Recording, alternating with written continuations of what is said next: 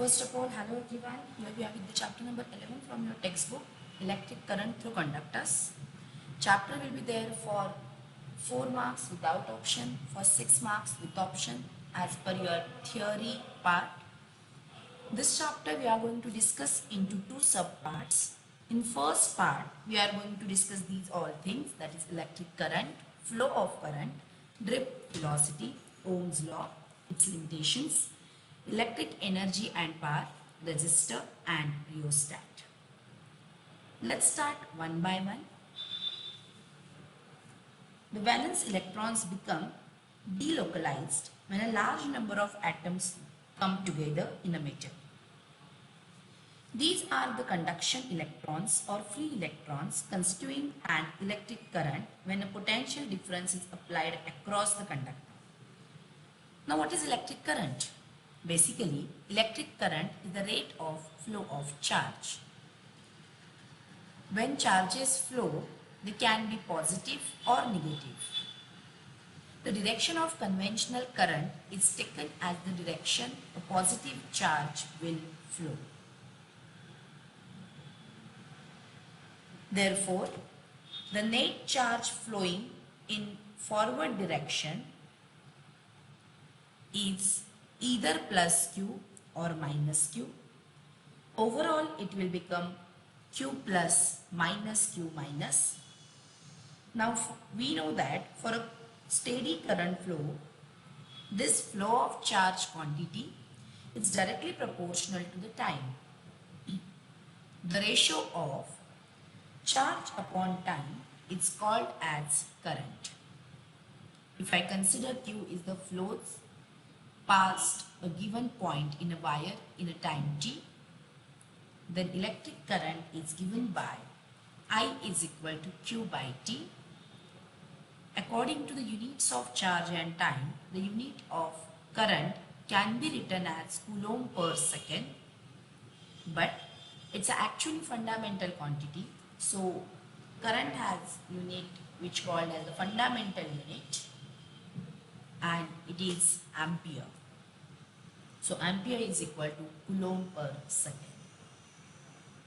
Now, for the small amount of current, that is delta I, the current is given by delta Q upon delta T, where limit of delta T tends to 0 because of, for the small amount of current, we are taking the small time interval and small charge flow. Moving towards next point,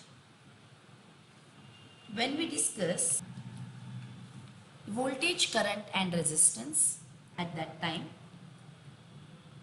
we require these all basic things for further points. That's why we are discussing these things.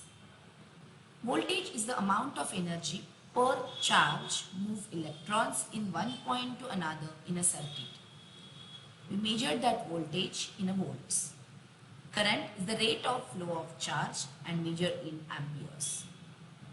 Resistance is the opposition of current and it is measured in ohms. Now, when we consider DC current versus AC current, one is alternating, one is direct. The current from a battery is always in the same direction. One end of the battery is positive and another end is negative. The direction of current flows from positive to negative. This is called direct current or DC current. Now, when we consider a current can be generated by positively or negatively charged particles. In an electrolyte, both positive and negative charged particles take part in a conduction. In a metal, the free electrons are responsible for conduction. These electrons flow and generate a new current under the action of an applied electric field. As long as a steady field exists, the electrons continue to flow in the form of steady current. Such fields are generated by cells and batteries. Therefore, in a flow of electric current, It might be DC versus AC or AC versus DC. Moving towards next point, that is we are going to discuss about drift velocity. First of all, what is drift velocity? It is the average velocity that a particle such as an electron attains in a material due to an electric field. It can also be referred to as axial drift velocity. In general, an electron will propagate randomly in a conductor at the Fermi velocity. Now, there is no net motion of electrons in any direction while we are considering random motion. If electrons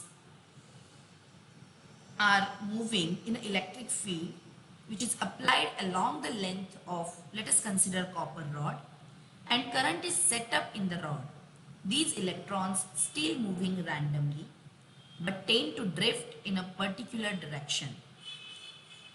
This direction is opposite to that of applied electric field. The electrons under the action of the applied electric field drift with drift speed or drift velocity. Now let's discuss about its derivational form. It is assumed that all electrons move with the same drift velocity. Here we are going to consider it as a Vd. Now you can see it over here, it's Vd. Current capital I, we are going to consider it is same throughout the cross-sectional area A of the wire. We are going to consider capital L is the length of wire. Small n is number of free electrons per unit volume. Now, the total number of electrons in the length L of the conducting wire is, देखो मैं वापस बता रही हूँ, we are going to find out the total number of electrons in the length L of the conducting wire. Here, length is L, area is A, and number of electrons N. So, total number of electrons हो गया Na into L. Now, we know that Q is given by, here value of Q becomes NaL into E, that is value of electron or charge on electron. This total charge that moves through any cross-section area of the wire in a certain time interval t. Now what is value of t? As we all know that velocity is equal to distance upon time. So time is equal to distance upon velocity. The length of rod is L or Vd is drift velocity. So time period can be written as L upon Vd. Now we are going to find out value of current. Therefore, the value of current is given by Q by T. Value of Q we all know, NEA into, here we are going to consider D, and divided by L upon Vd. The final value which remains is NEA into Vd. Right? Now, as we all know, according to this equation, the value of Vd becomes, you can write value of Vd is equal to I divided by NAE. I divided by NAE. Now, we are going to consider that I upon A is equal to capital J. Therefore, capital J is equal to I upon A. When we consider this equation, at that time Vd will become, look at here, Vd already हमने क्या discuss किया था, I upon NAE, I upon AJ आ गया, so J is equal to remaining part आएगा NE into Vd. So value of J is NE into Vd. For electrons, value of E is negative. Therefore, J and VD both are having opposite direction, where VD is drift velocity. I hope you understood. Moving towards concept which is familiar to all of us, that is Ohm's law. The relationship between the current through a conductor and applied potential difference was discovered by the scientist Ohm. This relationship is known as Ohm's law. According to this, the current I through a conductor is directly proportional to the potential difference V applied across its two ends, provided the physical state of the conductor is unchanged. In short, the voltage is directly proportional to the current in a circuit. It is given by V is directly proportional to I. So V is equal to IR, I is equal to V upon R, or R is equal to V upon I. Now, its unit is given by, for voltage it's or potential difference it's volt, for current it's ampere. So volt per ampere is called as ohm. Now what is value of 1 ohm we can represent? If potential difference of 1 volt across the conductor produces a current of 1 ampere, then the resistance of conductor is 1 ohm. Reciprocal of this resistance is called as conductance. I hope you know these all things. Now from where it originates? What is the physical origin of Ohm's law? The origin of Ohm's law came into being in the year 1781, when the father of this law tried on experiments and converted them into the most followed law in the field of electricity.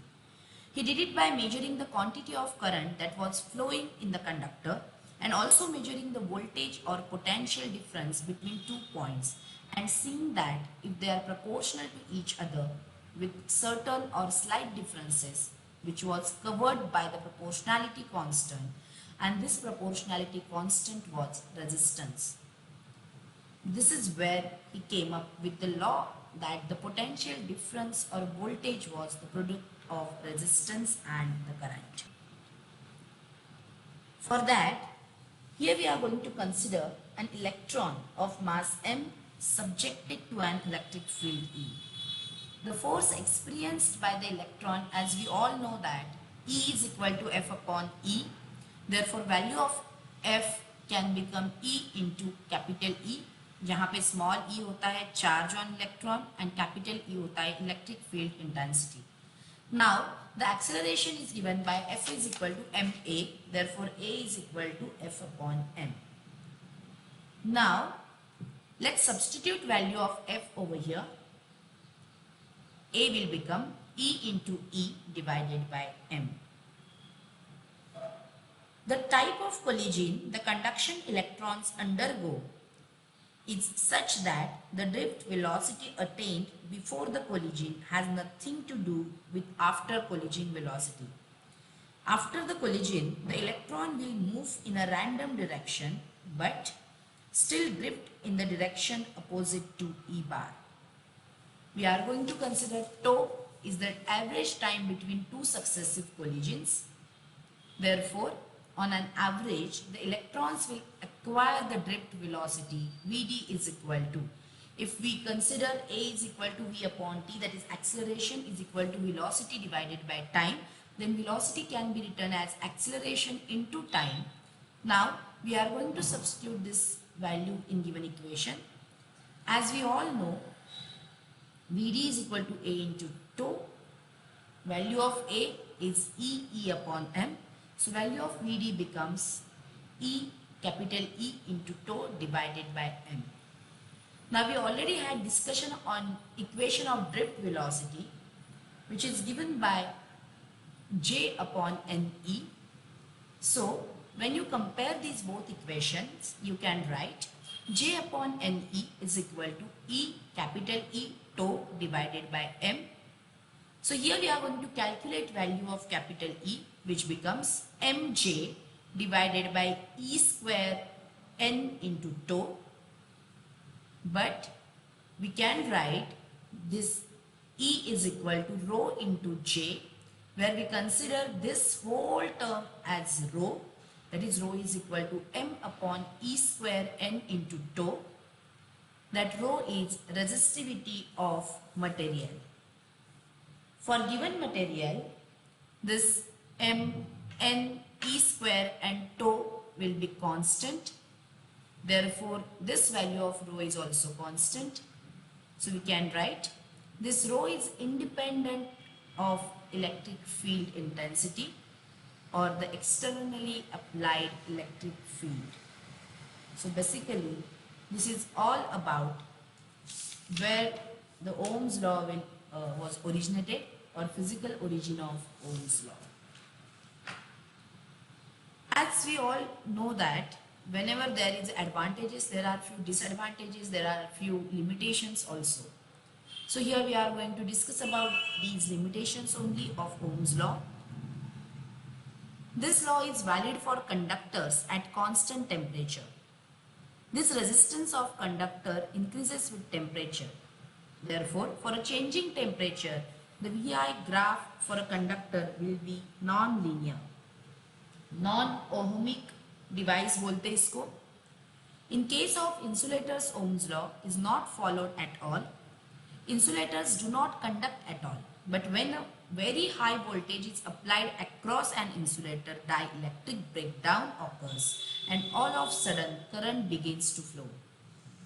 Ohm's law is not followed by semiconductors. The VI graph has a steep rising at the particular voltage, which indicates that the material begins to conduct properly only after a certain voltage. We can see that graphical nature in given slide. We are going to consider the device for which potential difference versus current curve is straight line passing through the origin inclines to V axis is called linear device or ohmic. But in this, resistance of these devices is constant and the IV characteristic curve is not a straight line. It is a non-ohmic device curve. They do not obey Ohm's law. Therefore, the resistance of these functions are the functions of V only. So you can write it over here. R is equal to limit of delta t tends to 0, delta V upon delta I, where delta V is the potential difference between two values of potential. Either it can be written as V plus minus delta V by 2. So it can be written as V minus delta V by 2 or V plus delta V by 2, where delta I is the corresponding change in the current. So in this way, we had enough discussion on Ohm's law, its equation, value of 1 ohm, what was the physical origin of the Ohm's law and its limitations. Let's move towards next point. Here we are going to discuss about electrical energy and power. Now, as we all know that power is equal to, क्या होता है? Power is equal to, power is given by change in energy per unit time, or energy per unit time, it's called as power. Now, we can just derive this equation in few different forms. Here we know that 1 watt is a pretty small amount of power. In everyday use, larger units are more convenient to use. A kilowatt is equal to 1000 watts. The other common unit of power even seen on electric motors is horsepower. 1 horsepower is 746 watts. Now, when you consider the equation for electric energy and electric power, here we have the small difference with us with its equations. The work done or energy supplied by the source in maintaining the flow of electric current is called as electrical energy. It appears in the form of heat, which is given by H is equal to V into I into T. Now, as we all know that I is equal to V upon R, so let's substitute that value. Equation will become V square T upon R. Now, again in the form of V, we can substitute IR. So I square R square T divided by R. one R, another R gets cancelled. Remaining term I square RT. This is equal to the product of power and time. Therefore, E is equal to P into T. Therefore, its SI unit is watt second, or we consider it as a joule. Now, what is electric power?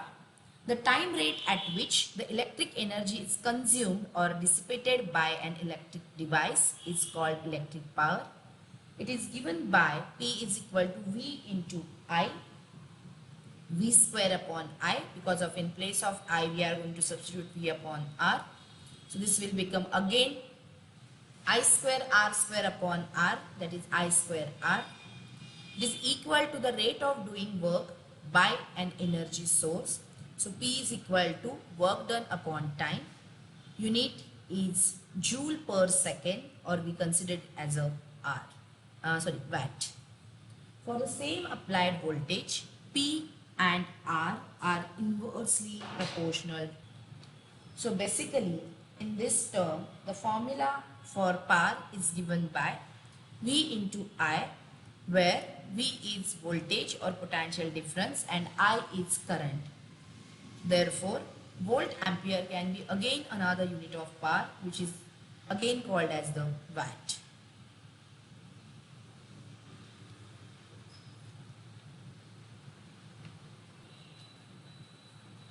So this is enough about electric energy and power. The question may arises for 2 marks only. Derive an expression for electric power with its unit, or derive an expression for electrical energy with its unit. So the discussion which we had, that is enough for that particular point. Moving towards next concept, which is again well known to all of us, that is resistor. In resistor form, we are going to discuss about what is resistor, what are their types, what is its unit, then color code system, and how to calculate the value of resistor using color code system. Let's start one by one. A resistor is a passive two-terminal electrical component that implements electrical resistance as a circuit element.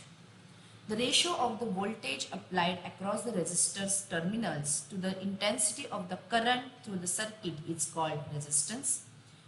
The relation is given by V is equal to IR.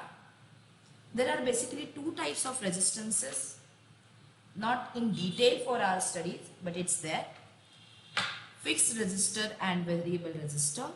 In fixed resistor, there are few types, that is carbon composite resistor, film resistor, wire wound resistor, resistance wire. In variable resistor, there is rheostat, potentiometer, thermistor, humistor, varistor, and photoresistor. I think according to my knowledge, we already discussed about these few things during practical time. आप लोगों ने carbon composite resistor देख लिया, आप लोगों ने wire wound resistor देख लिया, then rheostat आपने देख लिया, thermistor आपने देख लिया. So there are few more types which are there in your 12th standard.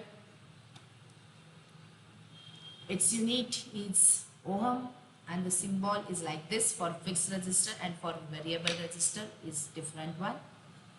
1 ohm can be equivalent to volt per ampere, or 1 volt per 1 ampere. Their units are milliohm, kilo ohm, mega ohm, etc. As we all know that milli means 10 raised to minus 3, kilo means 10 raised to plus 3, mega means 10 raised to plus 6, micro means 10 raised to minus 6. So according to our units and dimension, we are going to convert that ohmic form in milliohm, micro ohm, kilo ohm, etc. When we consider color code system of that, you can see it over here. We already had discussed these things during practicals. We did the practical regarding this. So we'll just go through one example, how to calculate color code or value of resistor using color code. For first color, we are using first digit. For second, we are going to use second digit. For third, we are going to use multiplier. For fourth, we are going to use tolerance. So in this way, value of resistance is a combination of these all things. For example, here we are going to take one resistor having brown, blue, red and golden color codes on it. Now as per our discussion, for first and second color we have to note down digit. So for brown the digit is 1. For blue the digit is 6. So 1 6 into for red multiplier is 10 raised to 2 plus minus tolerance for golden is plus minus 5%. So overall value for this resistance is 16 into 10 raised to 2 plus minus 5% ohm. So in this way you can calculate value of any resistor having any color code system. Now this is much cheaper way to find out value, but carbon resistance and wire wound resistors are very high value resistors. They are small and inexpensive. The value of these resistors are color coded to mark their values in ohm. So when we consider this color code system resistor, at that time we can find out the value with the help of multimeter also. But if we don't have multimeter, you can find out that value easily with the color code system too. So again the question may arises for 3 marks. What is resistor? Explain the types of resistors and color code system chart to find out the value of resistor. Just go through that once.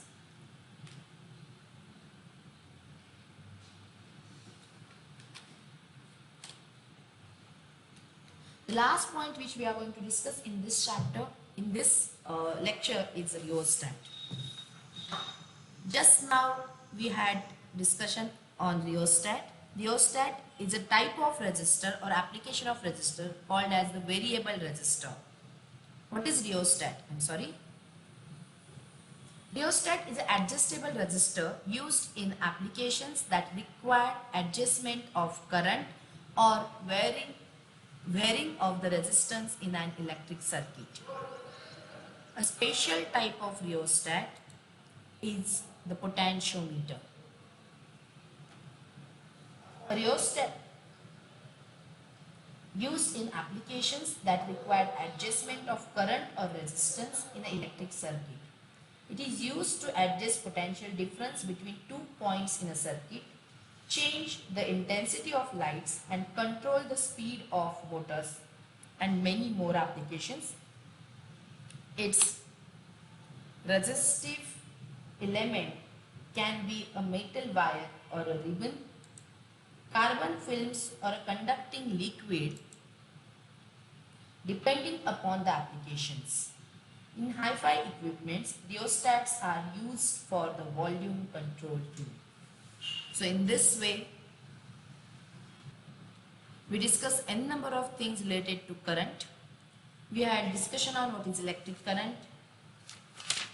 Then we discuss about energy, power, Ohm's law, its physical origin, applications, drift velocity, flow of current, Ohm's law, value of resistor, rheostat, and this everything is very important in your theory part.